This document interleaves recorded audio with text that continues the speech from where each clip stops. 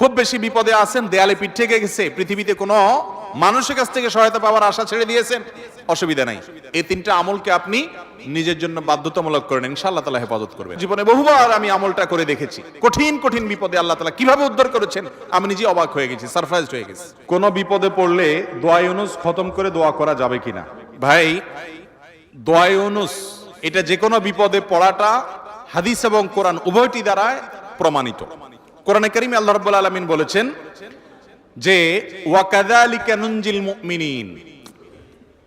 ইউনুস আলাইহিস সালাম বিপদে পড়ার পর তিনি যে দোয়া করেছেন, লা ইলাহা ইল্লা আনতা সুবহানাক ইন্নী কুনতু মিনাজ জালিমিন, এই বাক্যগুলো পড়ার পর এগুলো বলে বলে আল্লাহর কাছে তিনি দোয়া করেছেন, আল্লাহ তাআলা তার বিপদ উদ্ধার করেছেন। বিপদে পড়ার পর তিনি যেরকম উদ্ধার হয়েছেন এগুলো পড়ে আল্লাহ তাআলা কোরআনে এই দোয়ার উল্লেখ করে, এই বাক্যগুলোর উল্লেখ করে এরপরে বলেছেন ওয়া কাযালিকা নুনজিল মুমিনিন, একই ভাবে তাকে যেরকম এই বাক্যগুলো এই জিকিরগুলোর মাধ্যমে আমি রক্ষা করেছি, হেফাজত করেছি ওই বিপদ থেকে, মাছের পেট থেকে, একই ভাবে আমি মুমিনদেরকেও রক্ষা করব।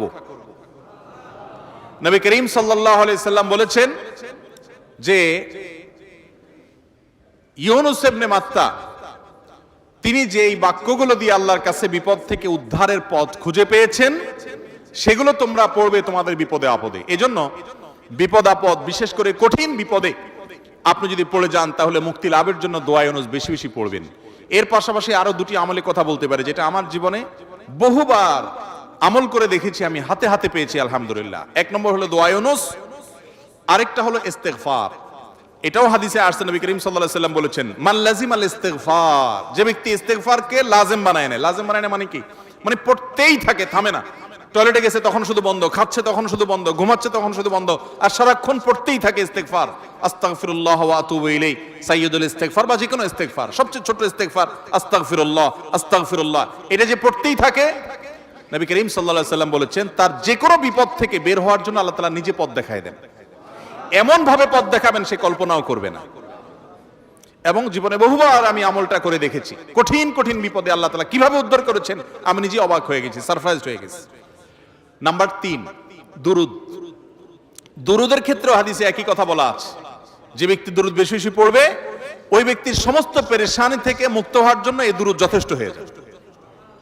তাহলে 3টা আমলের কথা বললাম, দোয়া ইউনুস, লা ইলাহা ইল্লা আনতা সুবহানাকা ইন্নী কুনতু মিনাজ জালিমিন, আরেকটা হলো ইস্তেগফার বেশি বেশি, আরেকটা হলো দুরুদ। খুব বেশি বিপদে আছেন, দেয়ালে পিঠ থেকে গেছে, পৃথিবীতে কোনো মানুষের কাছ থেকে সহায়তা পাওয়ার আশা ছেড়ে দিয়েছেন, অসুবিধা নাই। এই 3টা আমলকে আপনি নিজের জন্য বাধ্যতামূলক করেন, ইনশাআল্লাহ তাআলা হেফাজত করবেন। তবে দোয়া ইউনুসের আমলের উপকারিতা পাওয়ার জন্য সেটা বিশেষ কোনো সংখ্যক বার পড়তে হবে কিনা, এই ব্যাপারে কোনো হাদিস থেকে কোনো সংখ্যার, বিশেষ কোনো সংখ্যার কথা উল্লেখ নাই। যত বেশি সম্ভব পড়বেন। দুনিয়াবি কোনো বিষয় হাসিলের জন্য অভিজ্ঞতার আলোকে, রুকিয়া হিসাবে, ঝাড়ফুঁক হিসাবে, বা দুনিয়ার কোনো কাজে আল্লাহর কাছে প্রার্থনার অংশ হিসাবে তাজরিবা দ্বারা অনেক আমল, যেমন ঝাড়ফুঁকের মধ্যে যেরকম, রুকিয়ার মধ্যে যেরকম বিভিন্ন আমল, আয়াত, হাদিস সংখ্যা ঠিক করে আপনার ওলামায়ে কেরাম করে করে সেটা তাজরিবা পেয়েছেন, ওই আলোকে করা যায়, সেভাবে করা যেতে পারে। কিন্তু সওয়াবের আশা যদি হয় যে এত সংখ্যক বার পড়লে এটা হবে, তাহলে সেটা হাদিস দ্বারা প্রমাণিত না। আর মৃত ব্যক্তির জন্য যদি হয় তাহলে তো সেক্ষেত্রে আরো এটাকে সংখ্যা ঠিক করে করার কোনো গ্রহণযোগ্যতা নাই। কারণ সংখ্যা যদি হাদিস এবং কোরআনে উল্লেখ না থাকে, আমরা কেউ সংখ্যা বসায় দেওয়ার অধিকার আমাদের নাই। বিশেষ করে মুর্দার জন্য যে খতমের সিস্টেম আমাদের দেশে প্রচলিত আছে, এই সিস্টেম বেদাত, এবং এতে কোনোভাবেই মুর্দার কোনো উপকার হবে না। যেই বেচারা পড়াবে তার আমসালা দুইটাই যাবে।